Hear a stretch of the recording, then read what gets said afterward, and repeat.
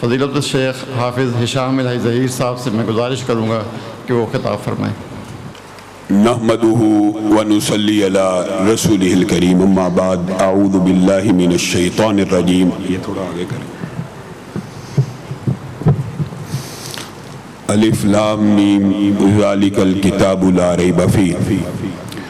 معزز سامعین گرامی قدر، سب سے پہلے تو میں اپنے رفقا کا، مولانا عمر فاروق کا، قاری متین صاحب کا اور اس ادارے کے تمام معزز علماء کا، اور خاص طور پہ اپنے برادر اور دل کے قریب یاسر سیاب صاحب کا نہایت شکر گزار ہوں کہ انہوں نے اپنی خوشی کی اس تقریب میں مجھے مدعو کر کے میری عزت افزائی کی۔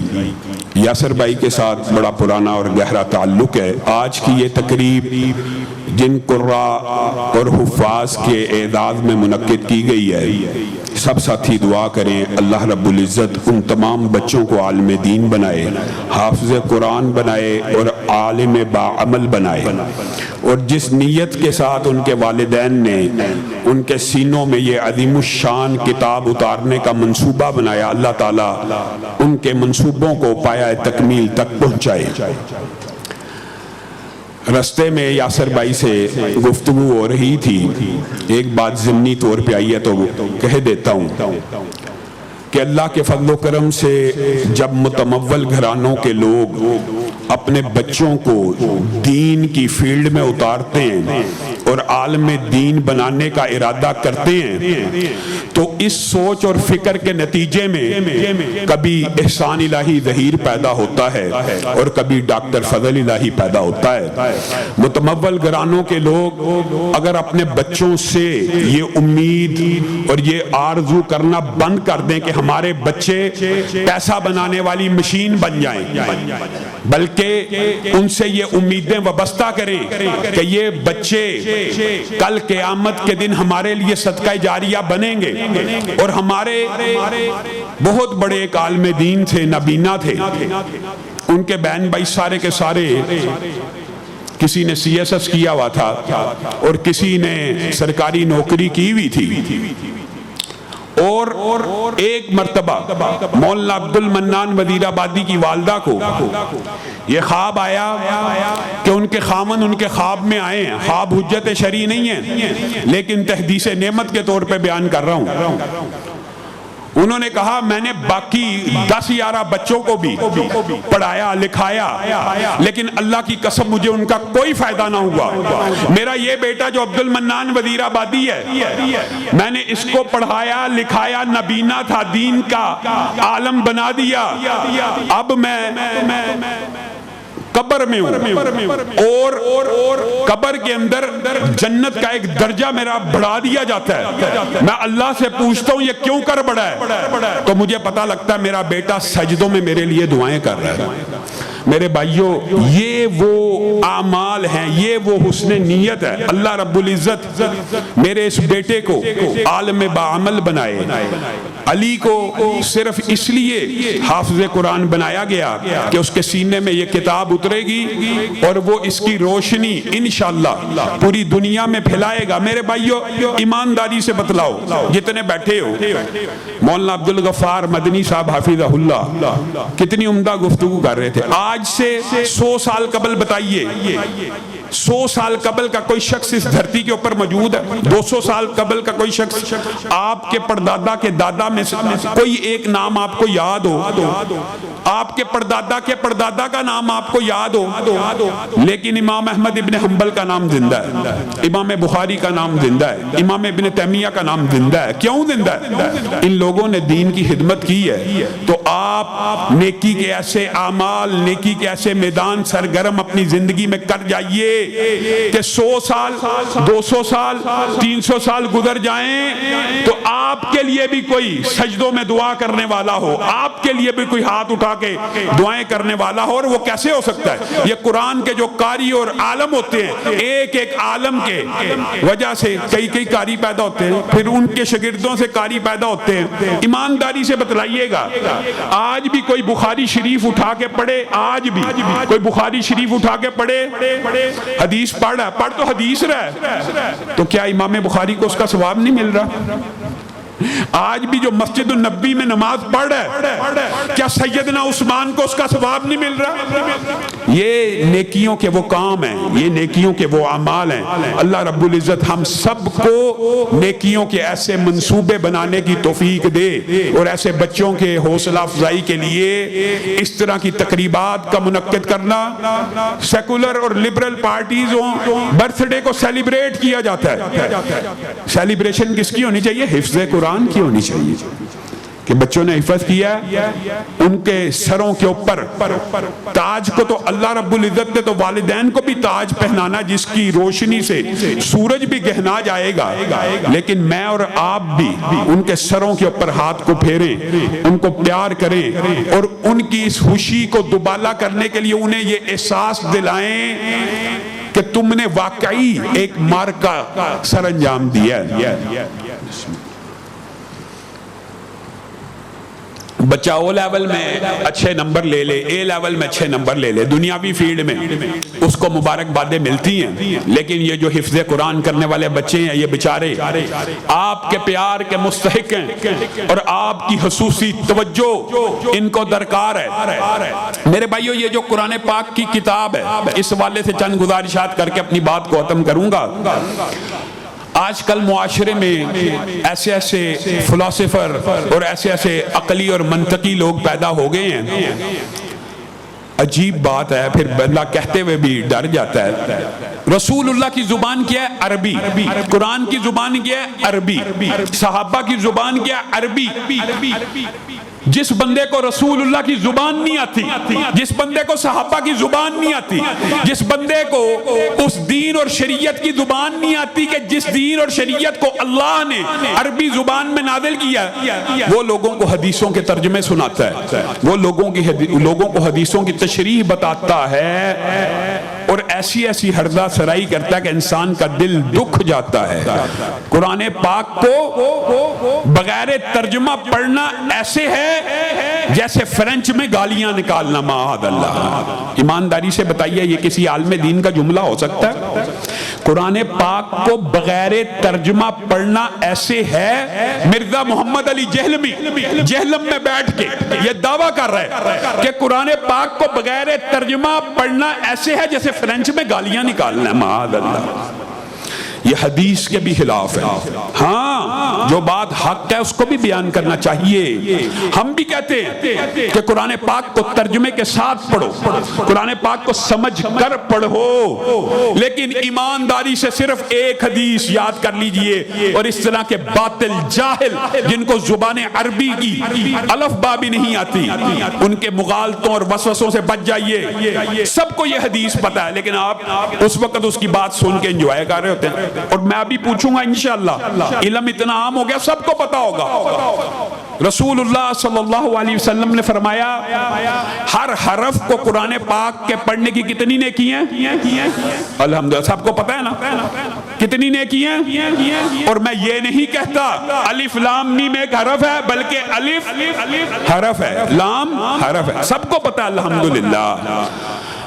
اب آپ صرف ایک حدیث کو آپ نے دماغ میں رکھا ہے، لیکن اس کی تطبیق آپ نے نہیں کرنی۔ الف لام میم کتنی نیکیاں مل گئی ہیں؟ 30 نیکی۔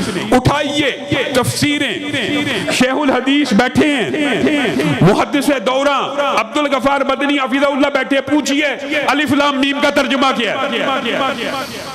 تفسیر اٹھا لیجئے، دنیا کے شیوخ الحدیث سے پوچھ لیجئے الف لام میم کی کیا ٹرانسلیشن ہے، الف لام میم کا کیا ترجمہ ہے؟ یہ بغیر ترجمہ، بغیر سمجھ پڑھنے کی 30 نیکیاں ملی ہیں کہ نہیں ملی؟ تو یہ بکواس کرنا کہ الف لام میم یا بغیر ترجمے کے قرآن پڑھنا ایسے ہے جیسے فرینچ میں گالیاں نکالنا، ایسے بندے کو آپ عالم دین سمجھتے ہیں اور اس کے فلسفے سے متاثر ہوتے ہیں؟ میرے بھائیو، بے شک قرآن قرآن صرف کتاب ثواب نہیں ہے، لیکن یہ انکار کر دینا کہ قرآن کتاب ثواب ہے ہی نہیں، یہ بھی بہت بڑا مغالطہ ہے۔ قرآن کتاب ہدایت ہے، ہم مانتے ہیں، اور اس کلیے کا بھی رد کرتے ہیں کہ قرآن کو سمجھنے کے لیے 14 علوم چاہیے، ہرگز نہیں۔ قرآن کا ترجمہ کرنے کے لیے کسی عالم دین کو، کسی شیخ الحدیث کو، کسی مفسر کو ہو سکتا ہے 14 سے زیادہ علوم بھی آنے چاہیے، کیونکہ اس نے ترجمہ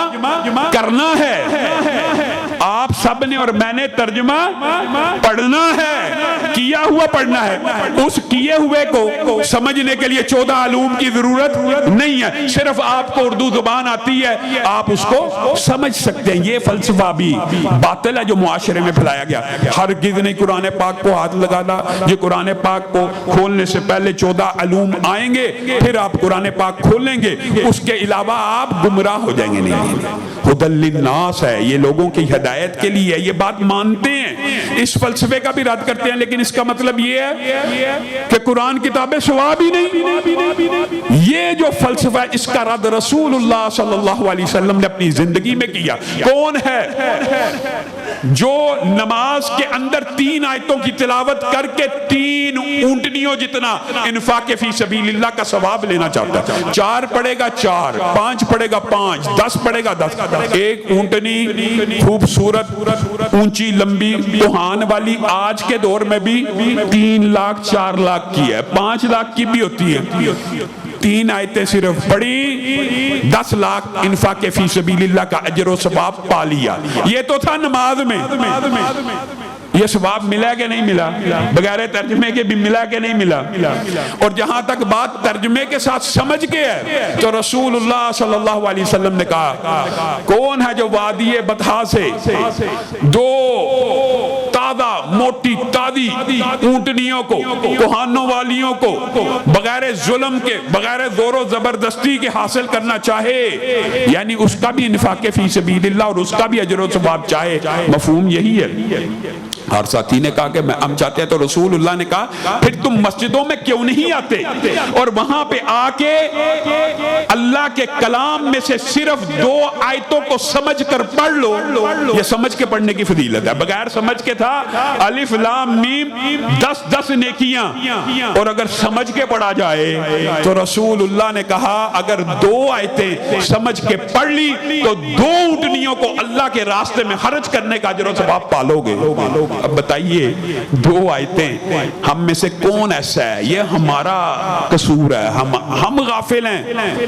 انفاق فی سبیل اللہ بہت بڑی عطا ہے، بہت بڑی نعمت ہے، لیکن کچھ کام رسول اللہ نے ایسے بتائے ہیں جو انفاق فی سبیل اللہ کے برابر کے ہیں اور اس میں اتنا سٹرگل اور محنت نہیں ہے۔ 2 آیتیں، کون ایسا نوجوان، جتنے بچے بیٹھے ہیں، آپ بھائی بیٹھے ہیں، کیا ہر روز صرف صبح فجر کی نماز کے بعد، ہر روز کیا ظہر کی، عصر کی، کوئی ایک روٹین بندہ بنا لے؟ آج ارادہ کریں، نیکیوں کے ارادے باندھنے کے، آج کے بعد یہاں اس مجلس میں وعدہ کرتے ہیں، اللہ رب العزت کے ساتھ عہد کرتے ہیں، میرے ساتھ نہیں، اللہ کے ساتھ عہد کرتے ہیں، اللہ آپ کے کلام میں سے 2 آیتیں، 3 آیتیں، 4 5، ہر بندہ اپنی استطاعت کے مطابق وعدہ کرے کہ ہر روز صرف 2 آیتیں ترجمے کے ساتھ سمجھ کے تلاوت کر لوں گا۔ آپ کو اللہ کے گھر میں آ کر یہ 2 آیتیں ترجمے کے ساتھ سمجھ کر تلاوت کرنے کا اجر و ثواب کم از کم 3 لاکھ کی 2 اونٹنیاں انفاق فی سبیل اللہ کرنے کے برابر ہے۔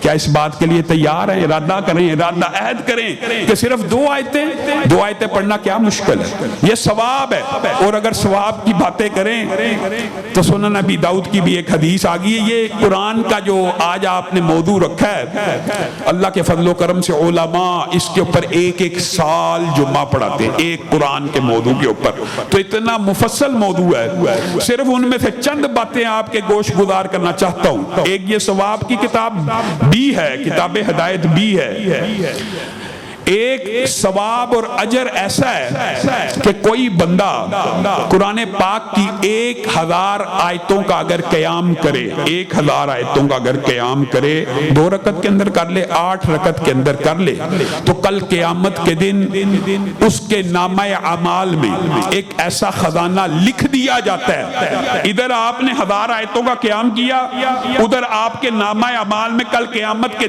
دن کے لیے ایک ایسا خزانہ لکھ دیا گیا ہے کہ زمین و آسمان کے سارے خزانے جمع ہو جائیں اس کی قیمت کو ادا نہیں کر سکتے.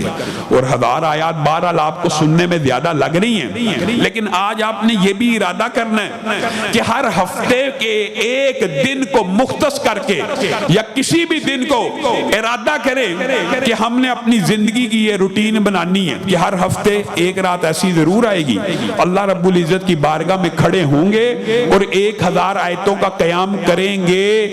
اور سننے میں آپ کو بہت زیادہ لگ رہی ہیں، لیکن اللہ کے فضل و کرم سے علماء نے آپ کے لیے آسانیاں بھی بنائی ہوئی ہیں. گن لی صرف 29واں اور 30واں پارہ اگر آپ 2 رکعتوں میں، 4 رکعتوں میں، 8 رکعتوں میں کسی ہفتے کی ایک رات یا روزانہ بھی، جو علماء ہیں جو تہجد گزار ہیں ان کی روٹین تو کئی ایسے علماء، حضرت حافظ محمد گوندلوی رحمہ اللہ 10 پارے ایک رات میں پوری زندگی کا عمل، عبد المنان نور پوری رحمہ اللہ کا 5 پاروں کا ہر روز ہر رات کا عمل. میں اور آپ ہفتے میں ایک دن نہیں پڑھ سکتے. 2 سپارے 29واں اور 30واں اگر آپ پڑھیں گے قیام کے اندر تو 1000 آیتوں کا قیام ہو جائے گا. میرے بھائیو 1000 آیتوں کا قیام یہ بہت بڑا اجر و ثواب ہے، اور خزانہ آپ کے مقدر میں 10 آیتیں پڑھنے والے کو اللہ غافلوں میں سے نہیں لکھتا. 100 آیتوں والوں کا الگ مقام ہے. تو جو 1000 آیتوں کا قیام کرے گویا یہ کتاب ہدایت بھی ہے اور کتاب ثواب بھی ہے. اور یہ مغالطہ بھی نکال دیجئے کہ یہ کتاب شفا نہیں ہے. وَنُنَزِّلُ مِنَ الْقُرْآنِ مَا هُوَ شِفَاء، اللہ کہہ رہا ہے یہ کتاب شفا بھی ہے.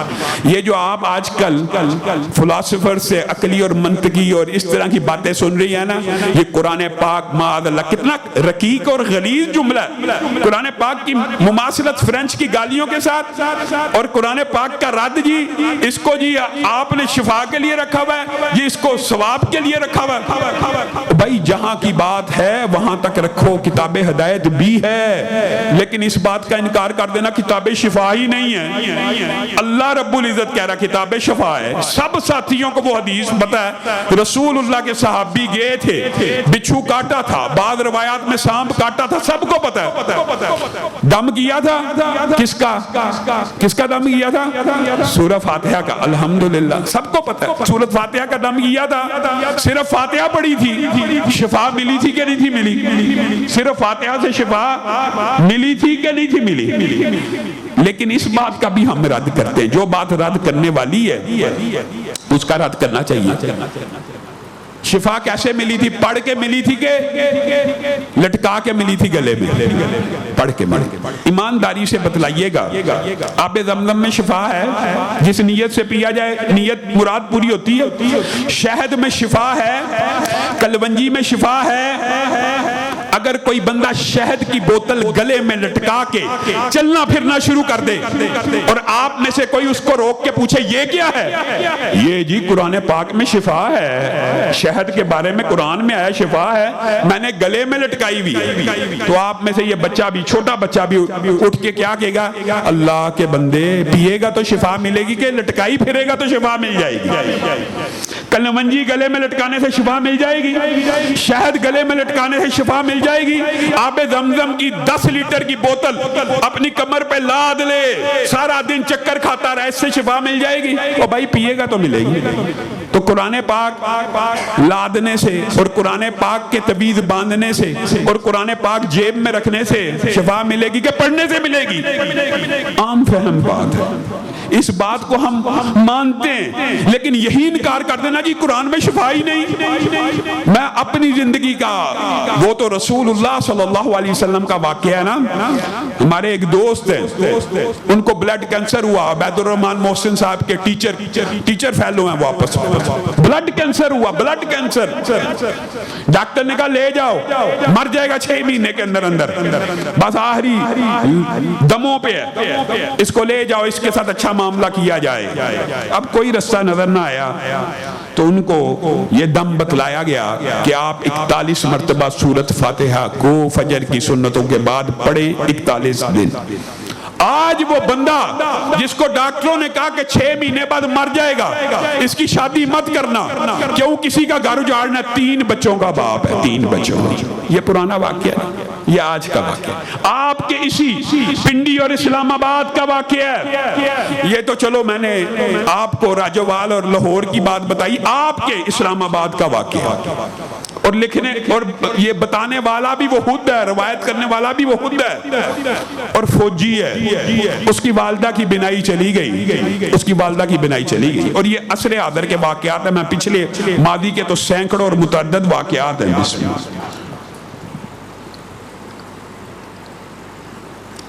उसकी वालदा की बिनाई चली गई। डॉक्टरों ने कहा कोई इलाज नहीं, बड़े पैसे, फौजी है, जाहिर है अच्छे लिंक्स हैं, रवाबत हैं, अच्छे अच्छे अस्पतालों में गया, कोई इलाज नहीं। उसकी वालदा ने 13 लाइनी वो कुरान पढ़ा करती थी। उसकी वालदा ने अल्लाह को कहा, अल्लाह नजर तो आपने ले ली है, लेकिन मुझे दुख इस बात का, मैं हाफिजा नहीं हूं, मुझे कुरान ऊपर से देख के तो पढ़ना आता था, अब मेरी आंखें नहीं, मैं कैसे पढ़ा करूंगी। लेकिन अल्लाह जो मंजिल मैंने अपनी जिंदगी में पढ़ी है, जितने सफ़े मुकर्रर किए थे हर रोज पढ़ने के, वो अब भी मैं पढ़ूंगी। किस तरह? मुझे सिर्फ बिस्मिल्लाहिर्रहमानिर्रहीम की आयत आती है, बिस्मिल्लाहिर्रहमानिर्रहीम, बिस्मिल्लाहिर्रहमानिर्रहीम, बिस्मिल्लाहिर्रहमानिर्रहीम। 13 मरतबा, 13 लाइनी कुरान है, 13 मरतबा एक सफ़े पे पढ़ूंगी। जितनी सफ़हात अपनी जिंदगी में पढ़ा करती थी हर रोज, नजर जाने के बाद भी पढ़ूंगी। उसके बच्चे ने खुद लिखा, अभी 3 महीने नहीं गुजरे थे कि अल्लाह ने मेरी वालदा की बिनाई को वापस कर दिया, सिर्फ बिस्मिल्लाहिर्रहमानिर्रहीम पढ़ने से। अब बताइए, ये किताब शिफा नहीं है? किताब शिफा भी है, किताब सवाब भी है, किताब हदायत भी है। और दुख और अफसोस की बात है कि ये बातें तो हमने समझ ली, और आज के बाद ये बात भी आपने ब्लॉक करनी है कि कुरान पाक को लटका के नहीं फिरना। और दुख होता है, कई मरतबा टीवी के ऊपर बैठ के भी इस तरह जैली पीर, अब बंदा क्या कि जो पकड़ा जाए वो जैली है, बाकी सारे ही असली हैं। उनके साथ कई दफा गुफ्तगू होती है तो वो आगे से कहते हैं जी कुरान का तवीज़ लिखा हुआ है। किसका तवीज़ लिखा हुआ है? कुरान का तवीज़ लिखा है।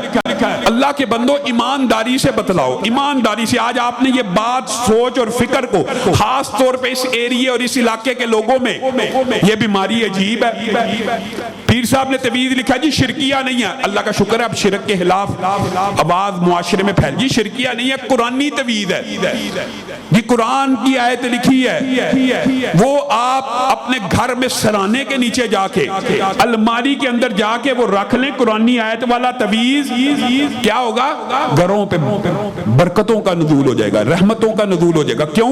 ये पीर साहब ने कुरान की आयत लिख के दी है।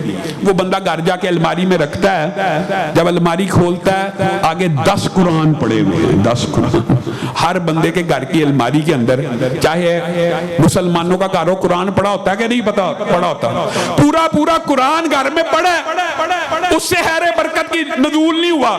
एक पीर ने आयत लिख दी है, उससे खैर बरकतों का नज़ूल हो जाना। अकल के ऊपर कैसा पर्दा भाई? खोल के पढ़ोगे, चाहे एक आयत ही पढ़ोगे तो खैर का और बरकत का नज़ूल हो जाएगा। हर घर के अंदर कुरान मौजूद है। तुझे किसने मुगालता डाल दिया कि पीर एक आयत लिखेगा तो बरकत आ जाएगी? घर में सैकड़ों कुरान पढ़े में, उनसे नहीं आनी। ये अकल के पर्दे हैं, ये बातें हम मानते हैं, ये इबलाग करना भी जरूरी है। लेकिन इस तरह के बातिल फलसफे। और 2 बातें जो बहुत अहम है सिर्फ कुरान पाक के हवाले से।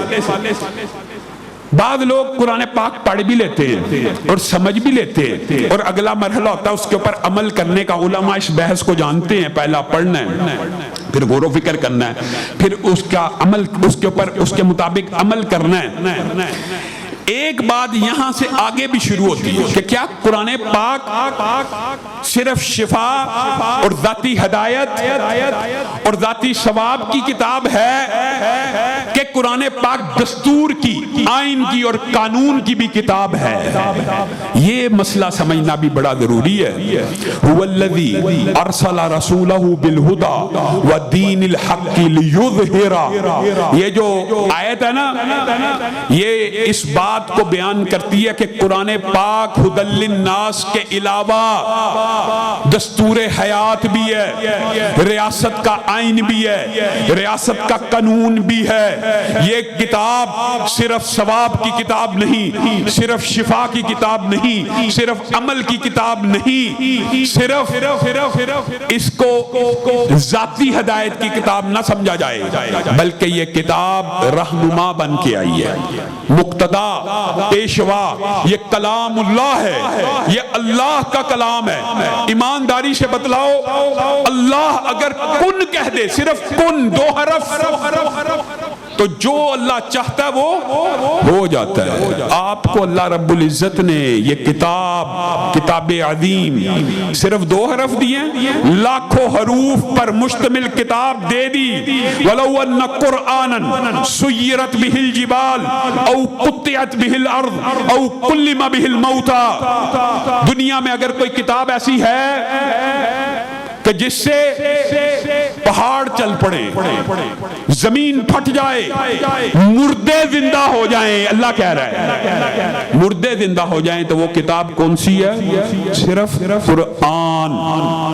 یہ قرآن آپ کے اور میرے دلوں کو نرم کرنے کے لیے بھی آیا۔ یہ باتیں دباچے کے طور پہ ہیں کہ اگر یہ قرآن لو انزلنا ھذا القرآن علی جبل لرأیتہ خاشعا، یہ اگر پہاڑوں کے اوپر بھی نازل ہو جاتا وہ کپ کپانا شروع کر دیتے۔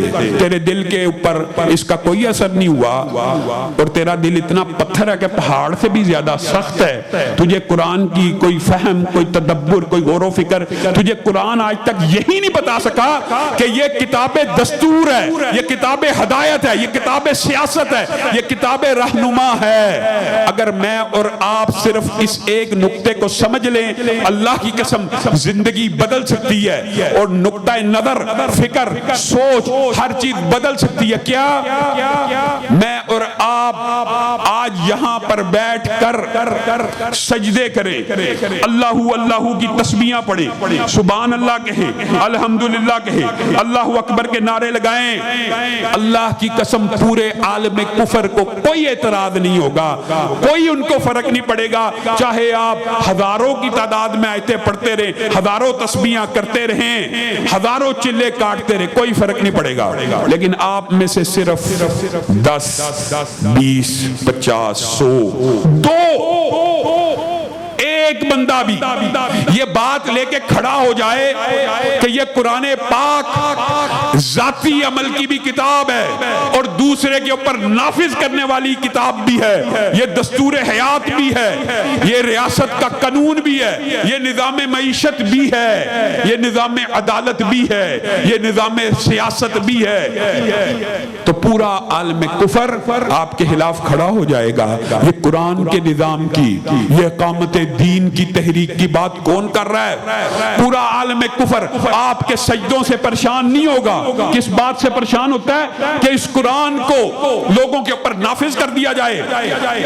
یہ جو تحکیم بما انزل اللہ کی بات ہوتی ہے نا، کہ جو اللہ نے نازل کیا اس کے مطابق فیصلے کیے جائیں، کفر اس بات سے پریشان ہوتا ہے۔ اور پریشانی کی وجہ کیا ہے یہ بھی سن لیجئے۔ لوگ کہتے ہیں یار یہ مولوی باتیں کرتے ہیں جی کفر اقامت دین سے پریشان ہے، جی اس کو کیا پریشانی ہے؟ پریشانی بھی سن لیجئے۔ سیکولرزم نے، سرمایہ دارانہ نظام نے میرا اور آپ کا ایک برین بنا لیا، ایک دماغ بنا لیا، پکا لکھا پڑھا طے شدہ۔ کیا برین بنایا؟ میں ابھی بات کرتا ہوں تو آپ کو بات سمجھ آ جائے گی، بڑی عام فہم بات ہے۔ یار یہ مولوی مسجد کے منبر کے اوپر بیٹھ کر سیاسی گفتگو کیوں کر رہا ہے؟ سیاست کے بارے میں کیوں بات کر رہا ہے؟ یہ مسجد کا جو ممبر ہے، یہ رسول اللہ کی جو مسند ہے، یہ جو مسند ہے، یہ جو رسول اللہ کا مصلی ہے، اس کے اوپر بیٹھ کے سیاسی گفتگو کیوں ہو رہی ہے؟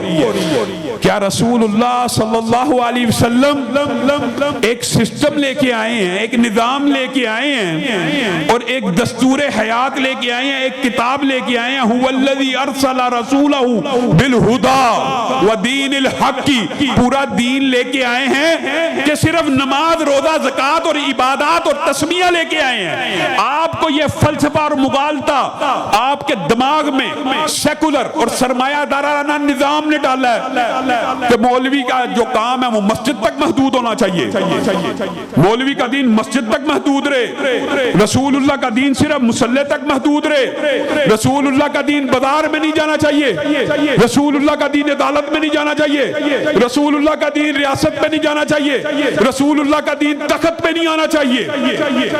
اس لیے مولوی کے بارے میں کہا جاتا ہے مولوی ممبر کے اوپر سیاسی گفتگو کیوں کر رہا ہے؟ کون کرے؟ چور صاحب کریں جی، لٹیرے کریں جی، وڈیرے کریں جی، جگیردار کریں جی، سیاستدان کریں۔ کس قدر افسوس کی بات ہے۔ کیا آپ میں سے کوئی ایک بندہ یہ چاہتا ہے کہ ممبر رسول کتنی پاکیزہ اور مطہر جگہ ہوتی ہے؟ اور بات آئی ہے تو اس بات کو کھول کر اپنی بات کو ختم کروں گا، آپ کا زیادہ ٹائم نہیں لیتا۔ کیا آپ نے یہ حدیث نہیں سنی ہوئی؟ رسول اللہ صلی اللہ علیہ وسلم آپ سب نے سنی ہے، لیکن آپ کے دماغ سے اوجھل ہو جاتی ہے۔ سرمایہ دارانہ نظام نے قبضہ ایسا کیا ہوا ہے کہ دین کو دیس نکالا دے دیا گیا ہے، مسجد کو، مدرسے کو اور سیاست اور ریاست کو الگ الگ کر کے دین کا بیڑا غرق کر دیا گیا ہے۔ جدا ہو دی سیاست سے تو رہ جاتی ہے چنگے دی۔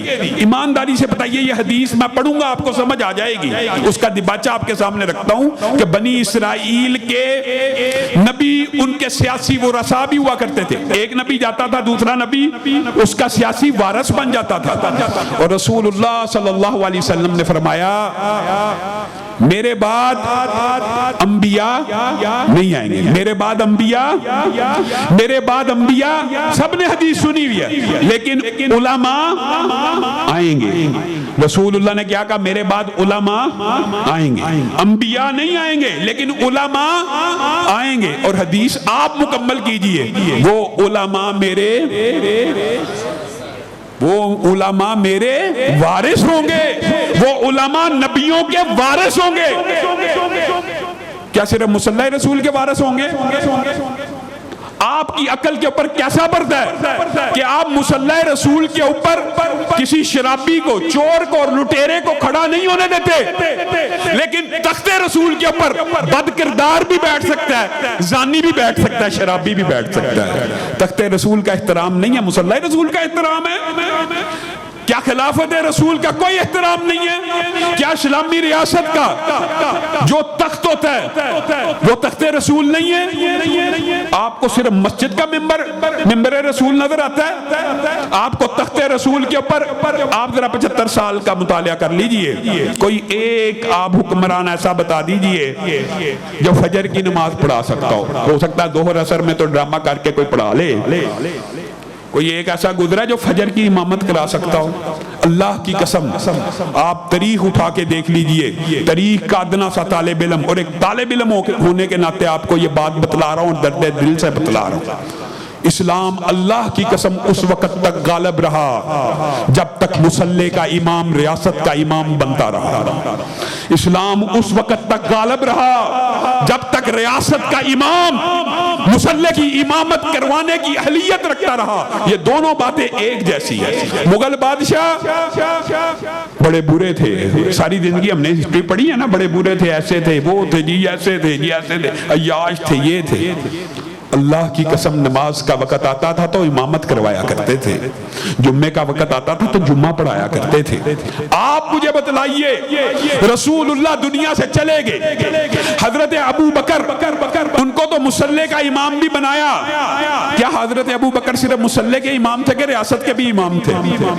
حضرت عمر مصلی کے امام تھے کہ ریاست کے امام تھے؟ دونوں کے۔ حضرت عثمان مصلی کے امام تھے کہ ریاست کے؟ حضرت علی مصلی کے امام تھے کہ ریاست ریاست کے جب تک مسلح اور ریاست تخت رسول مسند رسول ایک طبقے کے پاس رہی اسلام غالب رہا. جب سرمایہ دارانہ نظام نے آپ کو یہ وسوسہ ڈال دیا کہ تخت رسول کے اوپر چور بیٹھ سکتا ہے, تخت رسول کے اوپر بڈیرا بیٹھ سکتا ہے, تخت رسول سیاست ہے, تخت رسول بری ہے, سیاست یہ نہیں ہے, اسلام کے ساتھ جو کھلواڑ اس طبقہ ہائے فکر نے سرمایہ دارانہ نظام نے کیا, آج میں اور آپ یہ مہنگائی کی صورت میں وہی عذاب بھگت رہے ہیں. وہی دیری نہ بیماری, وہی نہ محکمی دل کی, علاج اس کا یہی آب نشاط انگیز ہے ساکی. یہ قرآن علاج ہے. اللہ کی قسم اگر معیشت بھی درست ہوگی, اس قرآن کے ادنا طالب علموں کا جو ویژن ہے معیشت کے بارے میں, آپ نے ہر نظام ازما لیا, پیپل پارٹی ازما لی, پی ٹی آئی ازما لی, نون لیگ ازما لی. اللہ کے لیے اسلام کو بھی موقع دیجئے, اسلامی نظام کو بھی ایک دفعہ ازما لیجئے, اسلامی نظام معیشت ہی کو اپنا لیجئے, کچھ تو ابتدا تو کیجئے. ہر نظام ازما لیا, حالات بدلے, ایک دفعہ اسلام کو بھی موقع دیجئے. آپ اور میں, اب بتائیے میرے یاسر بھائی ہیں, کیا انہوں نے اپنے بیٹے کو اس لیے حافظ قرآن بنایا کہ کل وہ جوان ہو کے نعرہ لگائے نواز شریف زندہ باد, عمران خان زندہ باد؟ یہ علماء, یہ بچے آپ اور میں دینی اداروں میں اس لیے بیچتے ہیں اور اس لیے علماء بناتے ہیں کہ یہ رہنما بنیں گے, یہ مقتدا بنیں گے, یہ پیشوا بنیں گے, یہ راہبر بنیں گے, یہ قوم کی رہنمائی کریں گے. اور اگر عالم دینی نواز شریف زندہ باد اور عمران خان زندہ باد کے نعرے لگا رہا ہو, اس نے کیا رہنما بننا, اس نے قوم کی کیا رہنمائی کرنی؟ سیکولرزم لبرلزم کے اگر ہم نے جنڈوں, آپ ابھی یہاں پہ جو بیٹھے ہیں نا, آپ میں سے بھی آدھوں نے people party P T I کو ووٹ دیا ہوگا, آدھوں نے نون لیگ کو. آپ کون ہے جی میں نون لیگ کا بندہ ہوں, آپ کون ہے جی میں پی ٹی آئی کا بندہ ہوں. اللہ کے بندے کہاں ہیں؟ اللہ کے نظام کے لیے کھڑے ہونے والے کہاں ہیں؟ نظام مصطفیٰ کی اذانیں دینے والے کہاں ہیں؟ قرآن کو دستور حیات ماننے والے کہاں ہیں؟ آپ لوگوں کو بھی غور و فکر کرنا چاہیے. جس طرح کے پی کے اندر لوگوں کے اندر کم از کم اتنا شعور موجود ہے کہ مولوی کو اگر ووٹ دیا تو کم از کم ٹرانسجنڈر بل کے گناہ میں شامل نہیں ہوں گے, ختم نبوت کی ترمیم کے بل کے گناہ میں شامل نہیں ہوں گے, اور دیگر اس طرح کے جو بل ہوں گے ان کے گناہ میں شامل نہیں ہوں گے. پنجاب کی عوام کی عجیب صورتحال ہے, مولوی نے ووٹ نہیں پانا جی, کیوں؟ مولوی نے جتنا ہی نہیں. یہ کوئی فلسفہ ہے؟ اللہ نے آپ سے یہ پوچھنا ہے کہ وہ جیتا تھا کہ نہیں تھا جیتا. اللہ نے آپ سے جو سوال کرنا ہے وہ اس کی تیاری کرے کہ آپ نے حق کا ساتھ دیا کہ نہیں. مولوی نے جتنا ہی نہیں تھے, ووٹ ہی نہیں دیں گے. اور عجیب و غریب فلسفے, عجیب و غریب فلسفے. یار یہ ایک لمبی انٹلیکچوئل ڈبیٹ ہے. آج آپ یہ سوچ اور فکر لے کے جائیے کہ ہم جب تک زندہ رہیں گے چوروں اور لٹیروں سے اظہار برات کرتے رہیں گے اپنی حد تک. قرآن پاک کو بطور نظام, بطور دستور اور بطور منزل, اور یہ جو فلسفہ اگر پنجاب کی عوام سمجھ جائے, یار عام فہم بات ہے. ایک عام مسجد کا مولوی, سمجھانے کے لیے بات کر کے اپنی بات کو ختم کرتا ہوں, ایک عام مسجد کا مولوی عالم دین نہ بھی ہو, آپ کے آگے کھڑا ہوتا ہے کہ پیچھے کھڑا ہوتا ہے؟ آگے کھڑا ہوتا ہے. ایک ہی وقت ہوتا ہے جب مولوی سے آگے کوئی آگے بڑھتا ہے, جب وہ میت ہو جاتی ہے, جب جنازے کا وقت ہو, صرف وہی وقت ہوتا ہے, ورنہ مولوی آگے ہی کھڑا ہوتا ہے.